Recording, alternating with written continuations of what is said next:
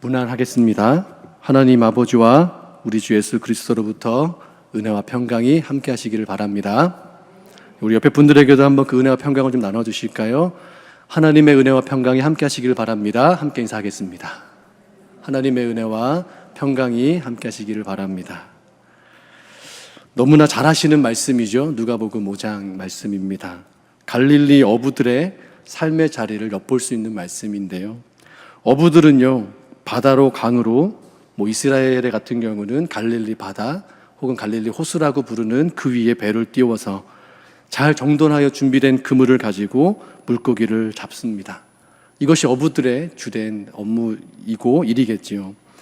그런데요, 아무리 그렇게 잘 준비를 하고 배를 띄웠다 할지라도 어느 날은 물고기가 많이 잡혀 만선이 되는 큰 기쁨을 누리기도 하지만 항상 그렇지는 않을 겁니다. 때론 작은 수확으로 부족함을 느끼는 시간들도 있었을 겁니다.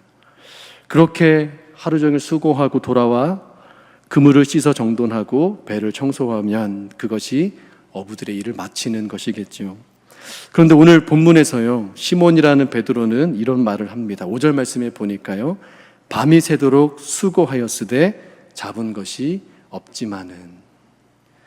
어부가요, 물고기 한 마리도 잡지 못한 날에 대한 경험이 어떠했을지 생각해 볼 필요가 있겠다 싶습니다. 밤이 새도록 일한 긴 시간 동안 수고하고 애씀에도, 그렇게 노력했음에도 불구하고 물고기를 한 마리도 잡을 수 없었다는 것은 어찌 보면 그 하루의 인생의 절망감이라는 것을 느꼈을 시간일지도 모르겠습니다. 수고의 헛됨을 느낄 때 헛헛하고 공허함을 느꼈을지도 모르겠습니다. 어쩌면 인생의 허무함이란 것도 생각해 봤을지 모르겠습니다. 어떻게 한 마리도 잡히지 않았을까? 참 허무하다고 생각했을지도 모르겠습니다. 아, 인간의 노력과 한계가 있구나, 참 덧없구나라는 그 한계를 느끼는 순간이었을지도 모르겠습니다. 인간의 노력의 한계와 인생의 한계가 있다는 것을 받아들여야 하는 경험을 이 한 말씀에서 여러분과 저도 함께 경험하게 되지요. 수고하였지만 이란 단어는요, 헬라어로 보니까 코피아오라고 하는데요, 사람을 지치게 할 정도로 힘들게 하면서도 열매를 맺게 할 수 있는 격렬한 노력이라는 의미를 가지고 있는 단어입니다. 사람이 힘들어 지치게 할 정도로 노력했다, 격렬하게 노력을 했다라는 게 수고했다라는 베드로의 표현이었습니다. 육체적으로 강렬한 노동을 의미한 것이죠. 그런데 육체적으로 지치게 할 정도로 밤이 새도록 강렬한 노동을 했지만 아무 것이 잡은 것이 없이 밤이 새고 동이 터오는 아침을 맞이한 것입니다. 밤이 새도록 잡은 것이 없지만은 이라고 말하는 어부의 목소리에는 기운이 하나도 없을 것처럼 들리는 것 같기도 합니다. 우리가 수고하고 애쓰며 살아가는 목적이요, 그 수고의 열매와 애씀의 열매를 수확하여 그 얻은 것을 가지고 살아가야 하기 때문일 겁니다.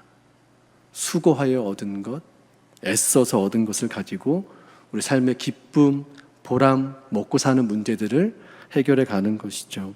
그런데 지칠 정도로 수고하였지만, 기운이 빠질 정도로 힘을 다했지만 수확한 것이 없을 때는 어떻겠습니까? 우리 부모님들은 다 아시죠? 아무것도 수확한 것이 없어 빈손으로 집으로 들어가는 날이라도 있기라도 한다면 그 마음이 어떠시겠습니까? 부족함과 모자름 가운데 살아야 한다는 것을 받아들이는 것은 참 아픈 순간이 아닐 수 없습니다. 아무리 수고해도 열심을 내어도 아무것도 얻지 못한 그 순간을 인정할 수밖에 없죠. 참 어려운 일입니다. 수고했는데, 열심을 내었는데, 이 정도 에너지를 썼으면 뭐라도 있어야 되는데 어떻게 뭐 하나가 없는가? 이 현실은 받아들이기가 참 어렵습니다. 아무리 수고해도 수고에 대한 보상이 당연히 따라오는 것이 아니라는 것을 경험한 것이죠. 열심의 크기가 보상의 크기와 같지 않음을 경험한 것이고 열심의 내용이 보상의 내용과 같지 않다는 것을 경험한 겁니다. 수고하고 애썼지만 얻은 것이 없다는 것은 현실의 곤욕스러움을 견뎌야 하는 아픔이기도 하지요. 오늘 우리가 읽은 누가복음의 본문에 나오는 어부인 베드로는 그런 현실의 자리에 있었습니다. 밤이 새도록 수고하였지만 아무것도 잡은 것이 없이 맞이하는 헛헛한 아침, 자신들의 한계에 부딪혀 절망한 아침, 부족함과 모자람을 가지고 오늘을 살아야 할 막막함으로 아침을 맞으며 배를 정리하고 있었습니다. 이런 어부들의 현실의 자리는요, 우리의 현실의 자리와도 다르지 않은 것 같습니다. 밤새 수고하였지만 잡은 것이 없는 어부들의 헛된 수고와 아픔을 아는지 모르는지 그날 아침 게네사렛 호숫가는 매우 분주했습니다. 많은 사람들이 이 호숫가로 몰려와서 예수님의 말씀을 듣고 있었기 때문입니다. 예수님은요, 게네사렛 호숫가에 서서 하나님의 말씀을 가르치셨습니다. 예수님이 이 호숫가에서 말씀을 가르치시는 모습을 2절과 3절에서 묘사하고 있는데요. 한번 보십시오. 예수님은 호숫가에 배가 두 척이 있는 것을 보셨습니다. 그리고 어부들이 이미 배 밖으로 나와 그물을 씻고 있는 그 모습도 보셨습니다. 그러다가 두 배 중에 한 배를 주목해서 보셨고 그 한 배에 오르시고는 조금 육지에서 조금 떼기를 청하십니다. 그리고 육지에서 조금 떨어진 그 호수 배 위에 예수님은 앉으셔서 육지에 몰려있는 많은 사람들에게 하나님의 말씀을 전하고 계십니다. 이 모습이 좀 그려지십니까? 예수님이요, 배에 오르시기 전에 두 가지를 보셨습니다. 2절에 보세요. 호숫가에 배 두 척이 있는 것을 보시니 어부들은 배에서 나와서 그물을 씻는지라. 배 두 척 있는 것을 보셨고 어부들이 그물을 씻는 것을 보셨습니다. 예수님이 이 보셨다는 말의 의미는요, 관찰하셨다라는 뜻이 있습니다. 그러니까 예수님은요, 그냥 보신 것이 아니라 주의 깊게 살펴보신 겁니다.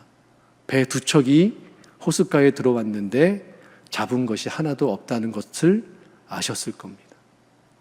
빈 배에서 내려서 그물을 씻고 있는 어부들을 그들의 표정들과 그들의 지친 모습을 보셨을 겁니다.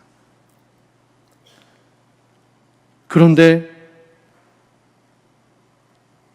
그런 어부들의 상황을 아시고도 주님은 굳이 그 배에 오르십니다.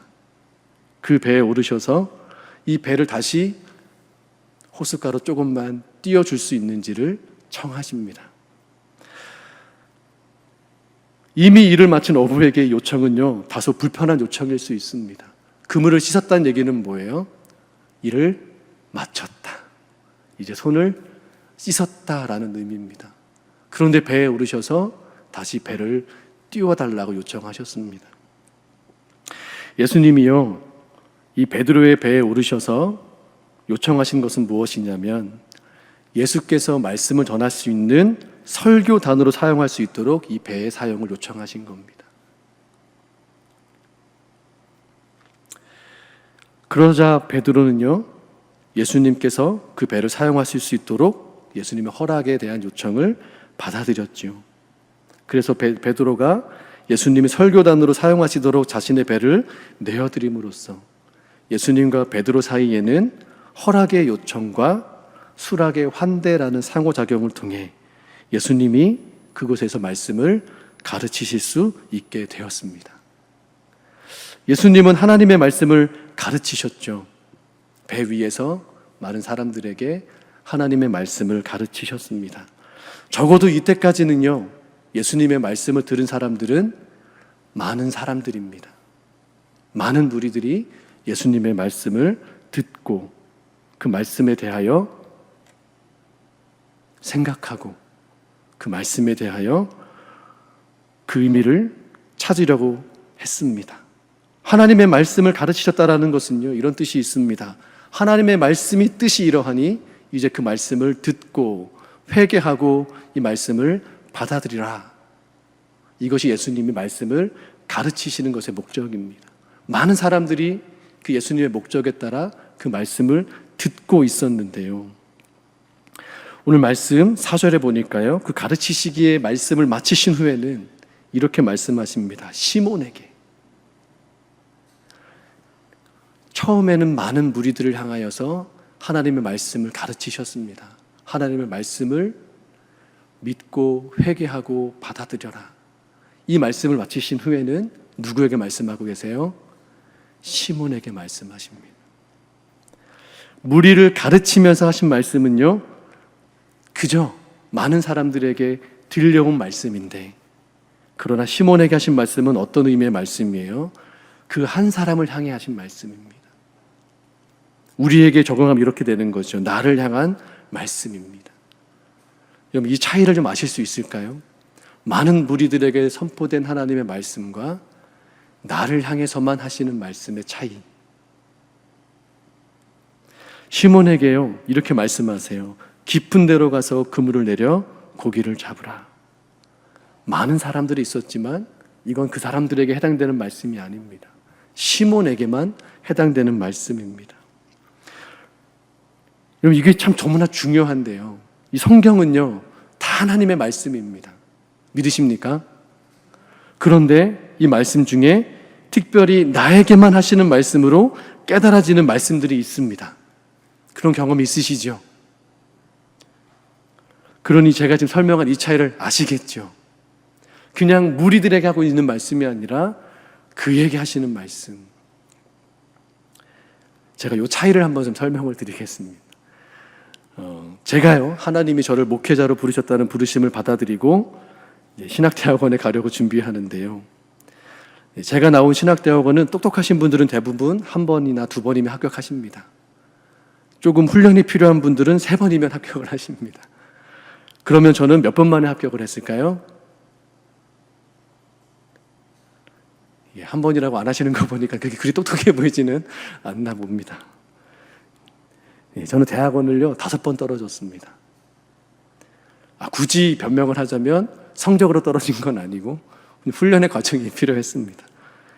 아이고, 네. 근데 제가 이 사실을 밝히는 이유는 5번 떨어졌더니요, 하나님이 목회자로 부르신 것 같지 않더라라는 생각이 들었습니다. 그만둬야 되나? 이 길이 정말 맞나?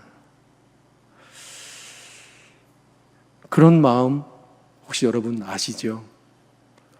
아닌 것 같은데요, 하나님. 여러분, 제가 5번이라고 말씀드렸지만 떨어지는 시간은 총 6년 걸린 겁니다. 6년 동안 아무것도 되어 있지 않은데 정말 부르신 게 맞습니까? 그러다가 그런 마음 성경을 읽는데 한 말씀을 저에게 깨닫게 하셨습니다. 히브리서 10장 36절 말씀인데요. 한번 들어보십시오. 너희에게 인내가 필요함은 너희가 하나님의 뜻을 행한 후에 약속하신 것을 받기 위함이라.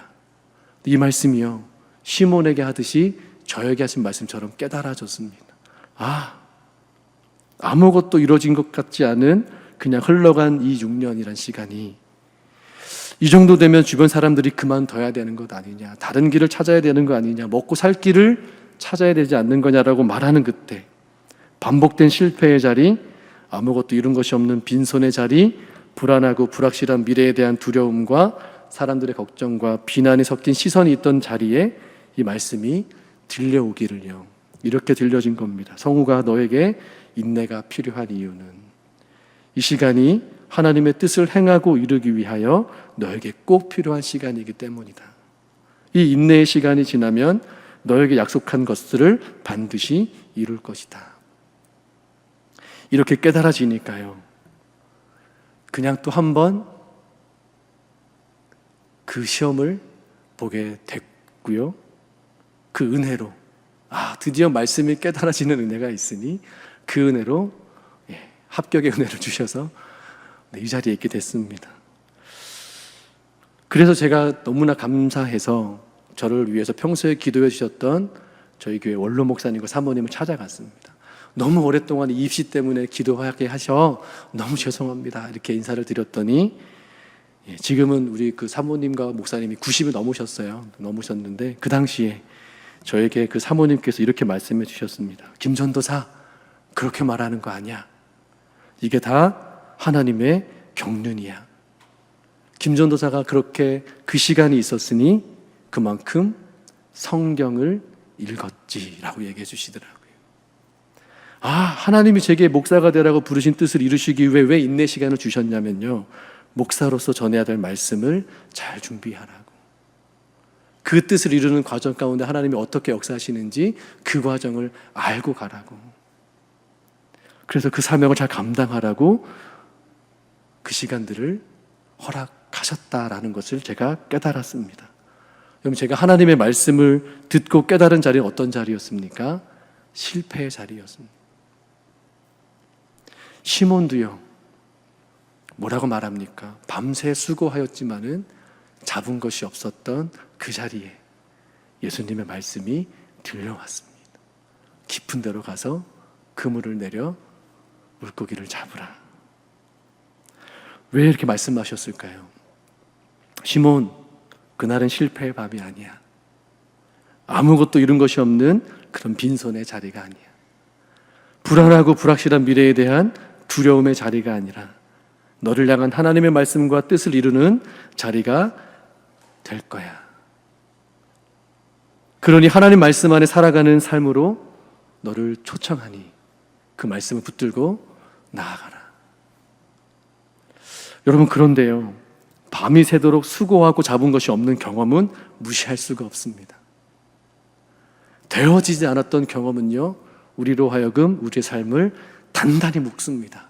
이번에도 안 될 거야, 이런 말이 들려옵니다. 아무리 수고해도 안 될 것 같은 의심이 발목을 잡고 주저앉히죠. 시도조차도 무의미할 거야 라는 그런 포기하는 마음들이 우리를 그 자리에 앉춥니다. 그런데 그렇게 여기게 만들지라도 그 자리에 나를 향한 하나님의 말씀, 나에게만 하시는 하나님의 말씀이 들려올 때 그 자리는 하나님의 뜻을 이루기 위한 하나의 삶의 과정이며 반드시 하나님의 약속을 이루시는 앞으로의 삶으로 이끄시는 발판이 되는 과정이 되게 하실 줄로 믿습니다. 시몬 베드로가 대답하죠. 선생님, 우리들이 밤이 새도록 수고하였지만은, 그래서 잡은 것이 없지만 말씀에 의지하여 내가 그물을 내리리이다. 이런 베드로는요, 예수님께서 하신 말씀을 의지하겠다고 말합니다. 이 의지한다는 말은 뭐냐면요, 여러분, 누군가 나한테 빵을 주면 어떻게 합니까? 빵을 받아야겠죠. 빵을 손에 쥐어야겠죠. 그런 의미입니다. 하나님의 말씀을 빵을 쥐어 잡듯이 내 손에 쥐어 단단히 붙잡겠습니다. 그리고 가서 그물을 내려보겠습니다. 베드로는 하나님의 말씀에 초대를 받아들이고 그 말씀대로 이제는 내 삶을 따라가겠다고 한번 결정합니다. 여러분, 다시 한번요, 하나님의 말씀이 들려온 자리는요, 만선의 배의 자리가 아닙니다. 아무것도 없던 빈 배의 자리였고요, 그 말씀이 들려졌을 때 그 배는 어떻게 됐습니까? 실패가 아니라, 공허함이 아니라 말씀이 역사하시는 자리, 말씀의 은혜로 채워지는 자리, 말씀으로 실패의 경험이 아니라 말씀 안에서 내 삶의 새로운 의미를 발견하는 자리로 바뀌어졌습니다. 그때 들려온 하나님의 말씀을 붙들었을 때 그 말씀이 우리들의 삶을 변화시키시고 아무것도 없다고 느끼던 자신의 인생에 얼마나 큰 의미가 있는지를 발견하게 하십니다. 망우교회 성도 여러분, 여러분의 삶의 자리는 어떤 자리이십니까? 이미 경험된 수많은 경험들로 나 자신을 규정하고 내 인생을 규정하고 상황을 규정하고 그 규정된 틀 안에서 아무것도 잡은 것이 없는 수고의 고생으로 얼룩진 그런 의미로 여러분들 삶의 자리를 인식하고 살고 계시지는 않으신가요? 그 자리에 오늘 나를 새롭게 하시는 주님의 말씀이 들려오게 되기를 소망합니다. 오늘 나의 삶의 의미를 새롭게 발견하게 하시는 주님의 음성이 다시 새롭게 들려지게 되시길 소망합니다. 나를 규정한 실패의 자리, 절망의 자리, 빈손의 자리, 허무의 자리에서 우리 자신을 말씀 안에서 새롭게 바라보게 하시는 하나님의 은혜가 우리 사랑하는 망우교회 성도들 여러분들에게 임하시기를 간절히 소망합니다. 말씀이 살아 역사하시는 망우교회 성도들의 신앙이 되면 좋겠습니다. 말씀에 담긴 주님의 사랑과 희생으로 지치고 상한 마음들이 씻겨 내려가고 주님께 받은 그 사랑과 희생을 다시 되돌려 비춰주며 살아갈 수 있는 우리 망우교회 성도들이 되시면 좋겠습니다. 여러분, 이 말씀이 소망이 되십니까? 여러분의 삶의 자리에 하나님의 말씀이 들려지시기를 소망하십니까? 말씀이 들려지면 그 말씀이 우리를 살게 하십니다. 말씀이 들려지면 그 말씀이 우리를 힘있게 이끄셔서 삶의 의미와 그 크신 은혜를 발견케 하실 것입니다. 다시 한번 그 말씀 앞에 설 수 있기를 소망합니다. 그래서요, 다시 한번 그 말씀이 우리에게 어떻게 역사하시는지, 이전에 경험됐던 은혜가 반복되는 것이 아니라 다시 새롭게 역사하시는 그 하나님의 새로운 은혜들, 내일 다시 우리가 생각할 수 없었던 그 말씀으로 역사하시는 그 하나님의 은혜를 함께 경험하고 함께 찬양하며 나아가는 우리 망우교회가 되시길 주님의 이름으로 축원합니다.